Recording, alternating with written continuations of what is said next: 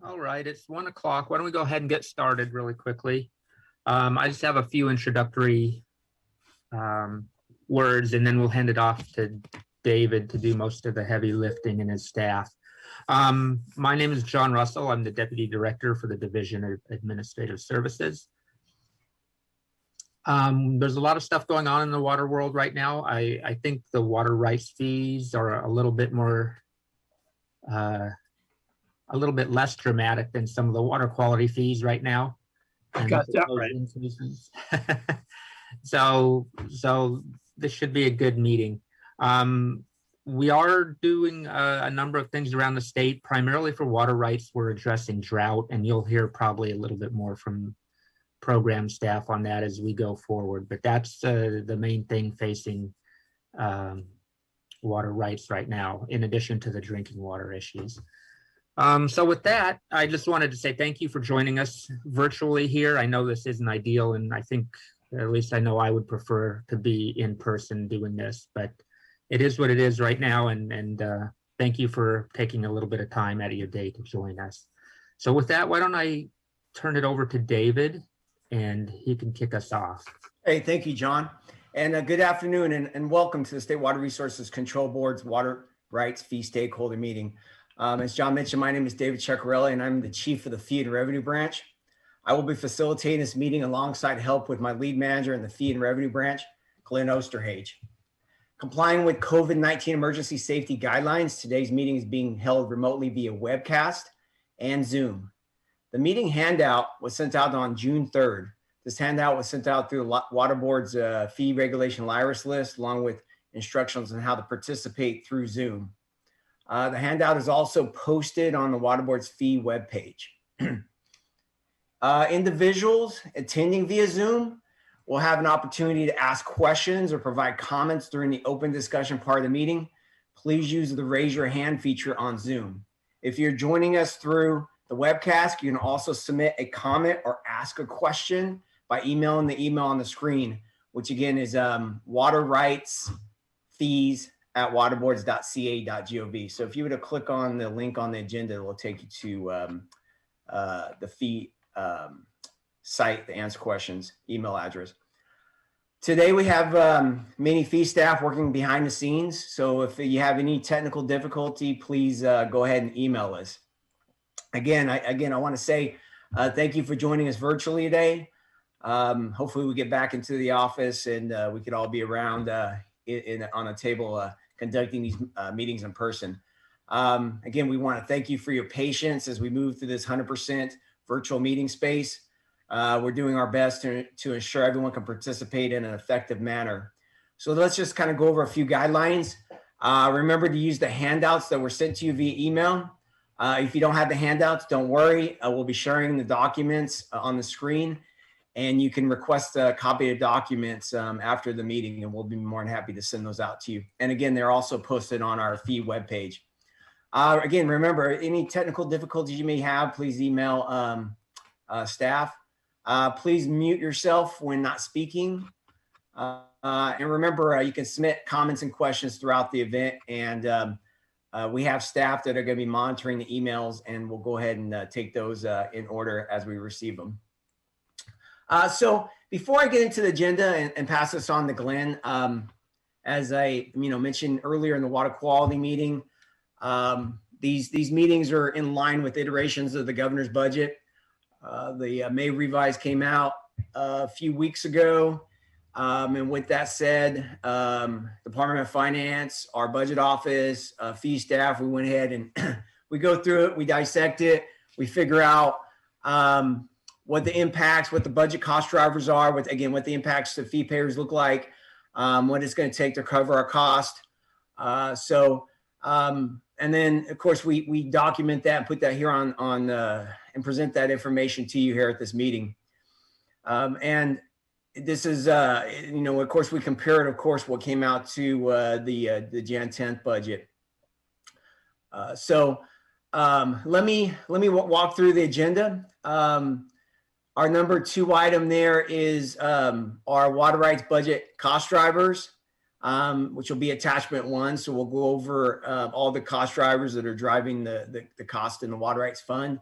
We'll talk about a proposal that staff have been working on specifically in the Water Rights Cannabis Program for fully contained spring reviews. And then Eric Eckwall, the Deputy Director of Division of Water Rights, will be leading a discussion on the cost of compliance and the drought discussion. And I know Bob Gore and some of the other stakeholders are on the line or be interested in that. And then we'll have an open discussion. And then we'll have some next steps, meaning we'll have another stakeholder meeting on August 5th. And in that meeting, we'll be discussing the enacted budget that we all hope is signed on time on July 1, and we'll be able to in place by July 1. I'm sorry, and then we'll go over the kind of the numbers that are in there, and then we're driving to a adoption date. So staff would like to take to the board an item for consideration and adoption on September 21st. So those are the dates that we're driving to. So with that said, what I'm going to do now is I'm going to move this over to Glenn Osterhage, and he's going to, him and his staff are going to go over item number 2 on the agenda. Thank you, David. As an introduction, I'm Glenn Osterhage, branch manager in the Fee and Revenue branch. I will actually have my new unit manager go over attachment 1. But I do want to, before we move forward, want to note, because there's been requests, especially for the water rights on the last couple of meetings, to provide more information, what we call the fund condition chart that used to be provided. We haven't been able to provide any information. We're still waiting for some updated year-end reports from last year and current year reports. So I do want to know that I did make the commitment back in February to go back and start providing that one chart that we can't update. So we're still waiting. I'm be optimist, and hopefully we'll be able to get the data in July, quick turnaround time, and present it in August. So again, I just wanted to let people know that I still have that on my requested to-do list to add this back into the meeting. I'm just waiting for those reports to get updated. And the impact of that is what we call our fund balance or our fund reserve. Understanding where we're at. This fund, we try to have a 5 to 10% fund reserve. And as long as we're hovering in that area, it allows our board members to make good decisions on what to do with fees. If we're lower than our target, then we have to decide, do we need to increase revenue a little bit just to beef up our reserve a little bit. So as those numbers, whenever they come to us, we'll start presenting that chart again. So with that, I'm going to turn this over to our new unit manager, Itzia Beta, to go over this first attachment. In reality, nothing has actually changed other than we kind of added a little bit to the bottom chart. So Itzia, I'm going to go ahead and hand it to you for this one attachment. Oh, you're on mute. Tricky.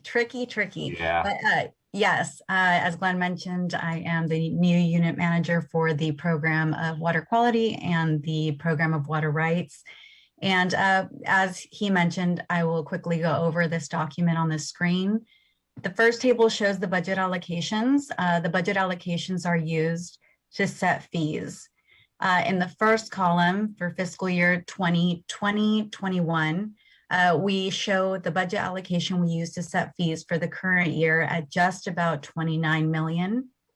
The second column shows the budget allocations from the May revise for budget year 21-22, which shows the budget going up nearly $31 million, which is a net difference of about $1 million, which is needed to support the 21-22 budget, and that's about a 5% increase. The second table here talks about the primary cost drivers, and the primary cost driver that's impacting changes here is the removal of furlough salary savings at almost 4%. And then this final table down here at the bottom, that does show projected fees by fiscal year. So for 21-22, fees are expected to increase at 6.3%, followed by 3.3% for the 2 following fiscal years. But it's important to remember that these are all estimates and they can change based on the budget or other factors. So with that, if there are any questions, I will then hand it back to David and Glenn for answering those. So before I go on, Gary, I'm trying to see our notes. I don't see any questions coming through. Do we have any questions yet? No questions so far. Okay, thanks, Gary. So before we go on, it's not represented on this chart, but last year when we went to the board in September, we did anticipate fee increases for this year at 5.7%. So we're pretty close, especially when looking at the removal of the furlough salary savings. When we did our projections last year, we had assumed that the furloughs would be in place for 2 years. It turns out that it's only going to be 1 year. So all in all, as David had mentioned, I know Bob nodded his head, compared to the water quality and the drinking water funds, water rights is in pretty good shape. No one wants to have a fee increase, but 6.3 is much better than double digits. Going into next year, we're estimating, again, having normal 3% increases. Again, this is all caveated once we get updated accounting reports and can flesh out our fund reserve balance. So in simple terms, between January and May for water rights, not much has changed. We're hoping that the adopted budget will be consistent with what we had here for the May revise. And again, with the exception of the furlough salary savings, we're pretty consistent with what we presented as of last year. David, anything you want to add here before we start taking some questions? Yeah, I would just say that looking back at what the board adopted, there were a couple of different proposals, but the one they went with was a balance increase. And last year they adopted a fee structure that was 5.7%, with another 5.7% moving into this year, knowing at the time what we knew. So again, I think that this fund again is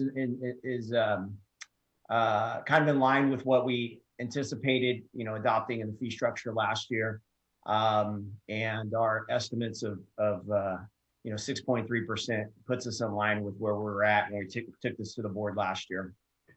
And I want to add in the only item that may be different would be the FERC fee payers.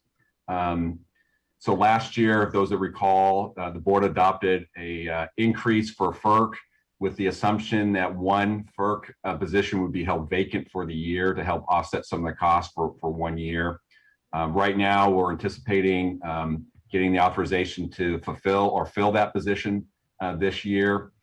Program is assessing both the expenditures of being fully staffed and also the revenue from the existing licensees for FERC to see what type of a FERC percentage change. Right now, it could be in the 5. It may go up to 7 or 8%, just depending on how the numbers shake out. But FERC, we do try to track that separately. But at least right now, as we're going through the final iterations of compiling those numbers, it is similar to what we're really showing here is for the non-FERC fee payers. Yeah, I just want to also kind of just highlight on that also.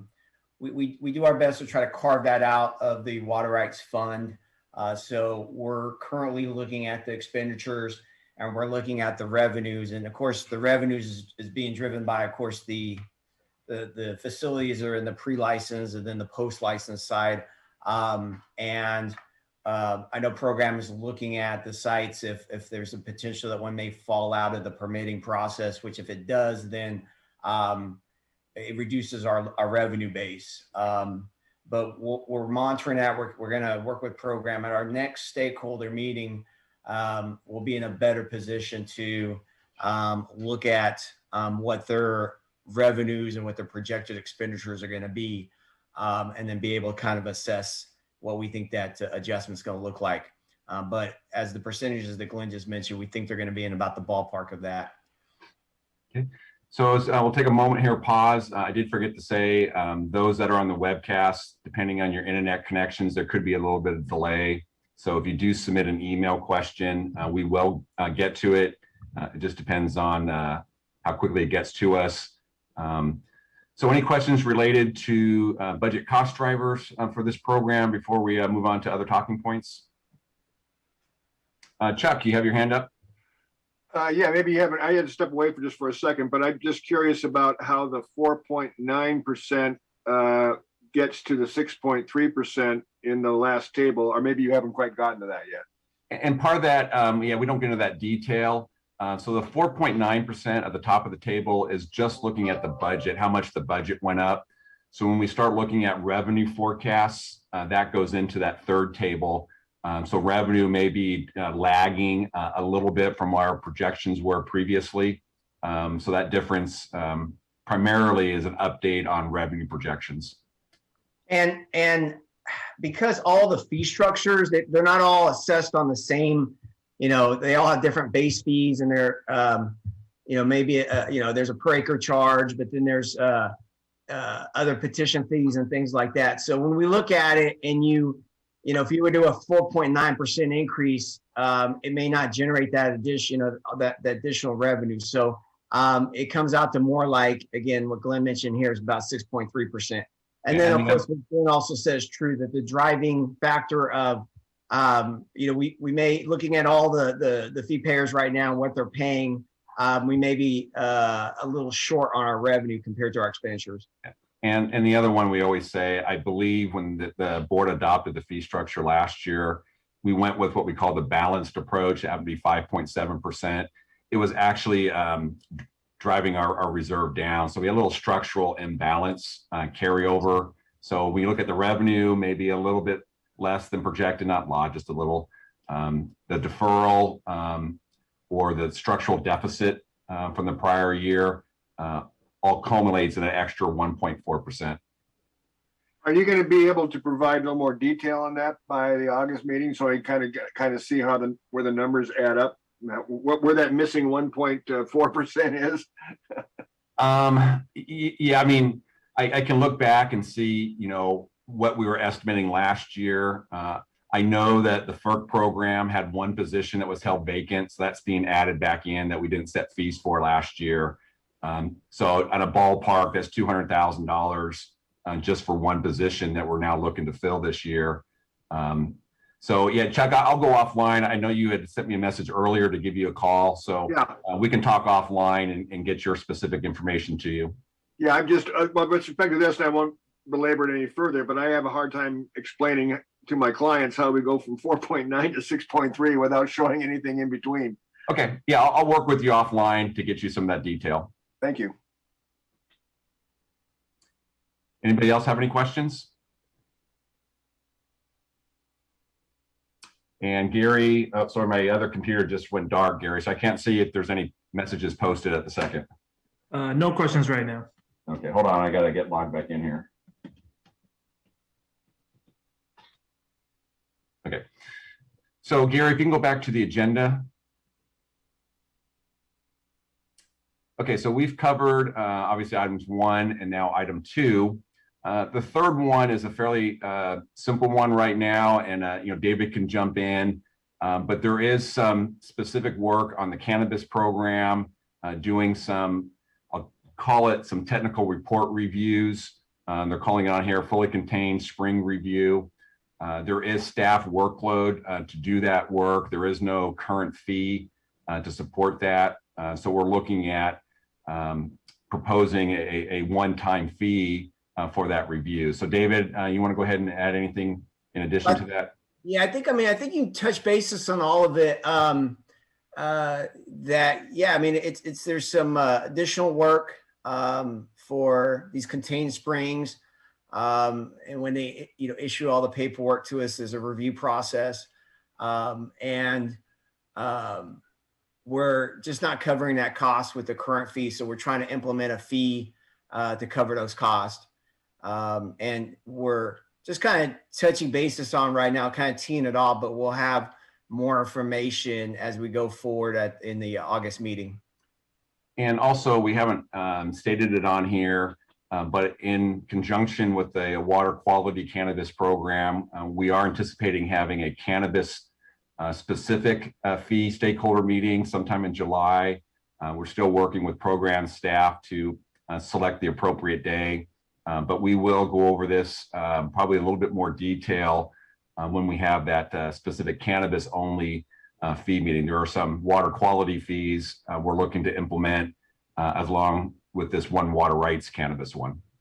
And I see Eric, you popped on there. Yeah, Glenn and David, I do want to clarify one thing about the fully contained spring work.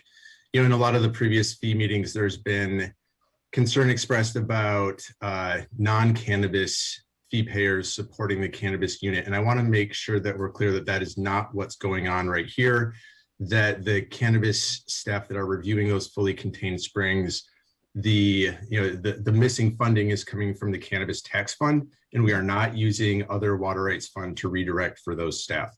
So that's kind of almost a separate issue, and it should be probably better characterized in the cannabis kind of fee arena. But just again, reiterating that here, that fee payers for the other parts of the water right fund are not supporting those cannabis staff. Thanks, Eric, for the clarification there. It's good to know our fees don't go up in smoke. Bob. David, anything else you want to add to that one before we ask for questions? No, go ahead and open it up.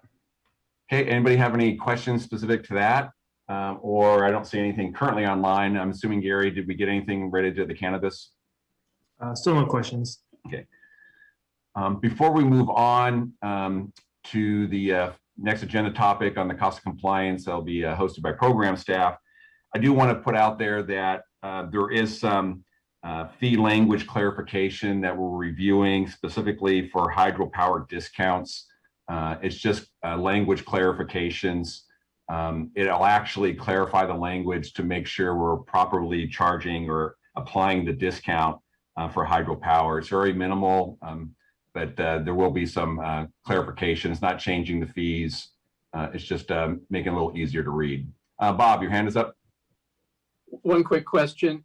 In the past, in fact, last year was, the various permit fees were upgraded, if you will, increased, and that some of them hadn't been done so in probably a decade. I just wanted to inquire if we're now reviewing those permit fees annually, like seems to be prudent. And I'll see if there's program staff. I have to admit, I tend to only look at the fees where we have annual invoices that go out. A lot of that work is one-time fees that program tracks more. I don't know if Eric or one of your staff can address that question of Bob. Sure, I'll jump on. We are reviewing all of the kind of fees on a more regular basis and a more annual basis. And we're not proposing anything as of right now. I think part of the question is we want to see how these fees play out over a year and kind of reassess, I think, after they've been in place for 1 year. So, yeah, we're evaluating every year, but maybe every 2 years is a more proper time step because we want to see how they work. And then if we need to make changes, we'll take another step, if that makes sense. Yeah, thank you. Yep. All right, thanks, Eric, and thanks, Bob. Any other questions before we move on? We didn't have a lot to present as far as the fee portion. I know Bob wants to kick off the drought discussion, but we'll wait and see, give another moment to see if we have any questions. Gary, you're silent, so I'm assuming we haven't received anything online yet. Correct. Okay. So with that, I was going to kick it back to David, but I think I can go ahead and kick it off. We're going to move to agenda item number 4. This is in conjunction with the Division of Water Rights as Eric's group and cost of compliance, specifically drought discussion. So we'll go ahead and hand it off to Eric.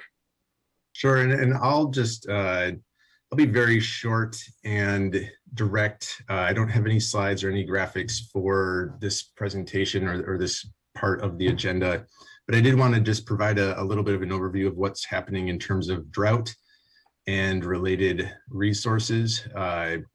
As many of you are aware, we are experiencing a significant drought at this time.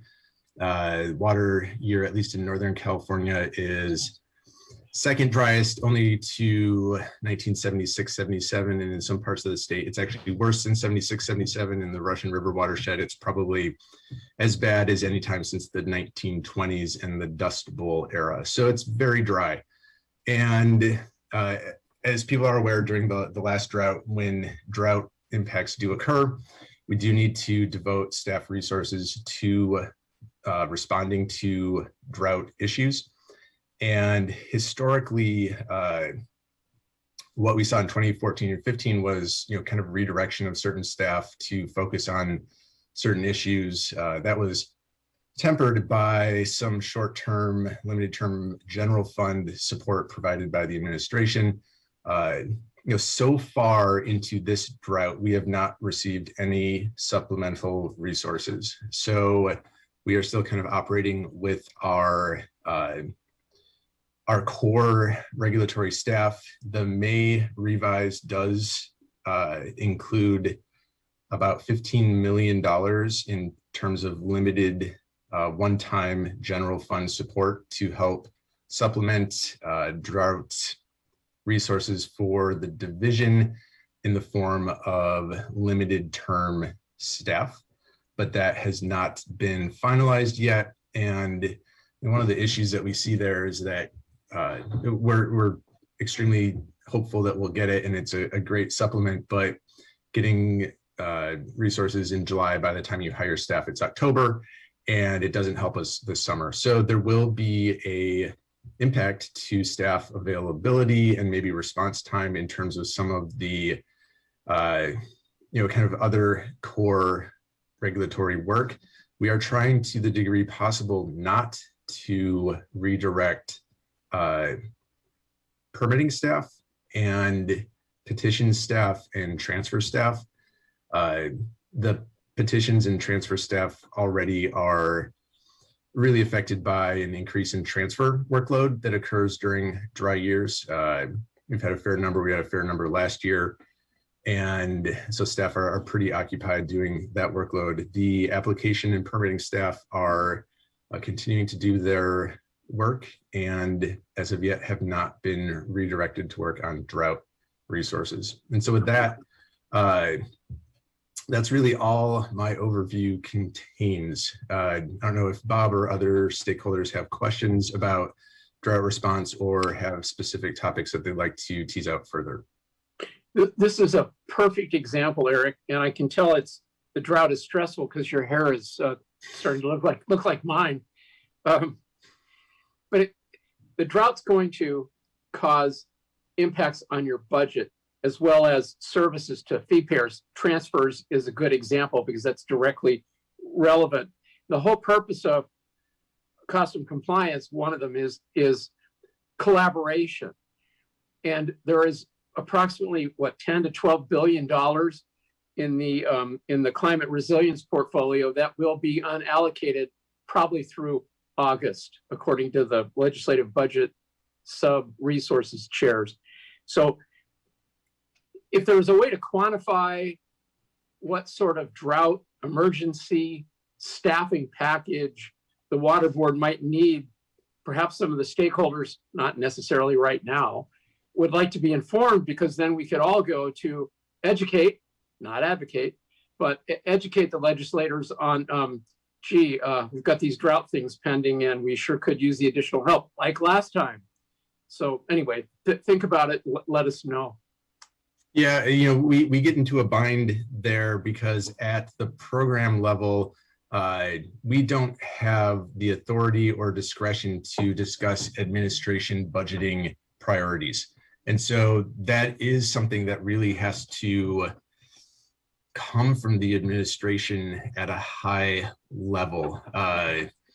It's a catch-22 for us, I'll just say up front, right? But the budget negotiations and what goes into those administration and legislative negotiations can get pretty complex, and it's far above my pay grade. And we don't have that authority to go and negotiate or advocate or educate even on our end, what's in the administration's budget package. I'll talk to Matt Almy and see what I can get.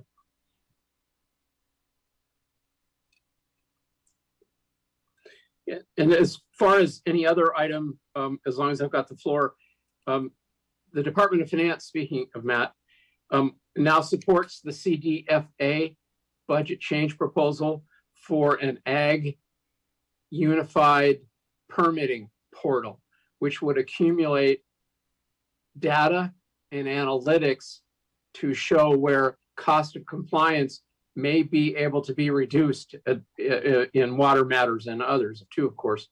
So I would urge everybody on this call to support that BCP if they have a chance.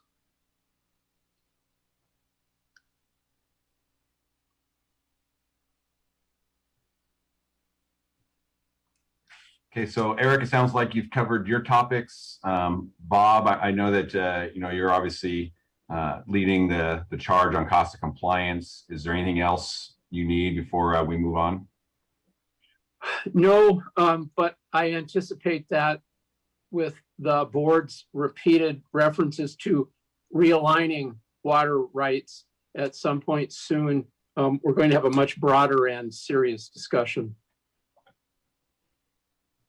Eric, anything else before we shut your camera down? No, I think that largely covers everything on my end. And, again, Bob and other stakeholders, if there are specific questions, I'm always happy to answer and talk, and we can set up additional Zoom meetings to talk about some of these issues as they develop. And once we do get the kind of, green light or clearance to talk about some of these issues, if they've been adopted or formally passed or if they're pending. So just want to make that offer. Got it. Thank you. All right. Thank you, Eric and Bob. We'll take another moment just to see if anyone has any questions on any of the agenda topics. Gary, everything's been quiet, so I'm assuming we still haven't received anything electronically yet. Nothing electronically. Okay. So we'll just give it a moment here. Again, David will close out the next steps, but we've covered the primary agenda topics for today. As we've always indicated, always feel free to reach out to us. But I'm going to go ahead. Oh, John, you popped on. Were you going to say something, John?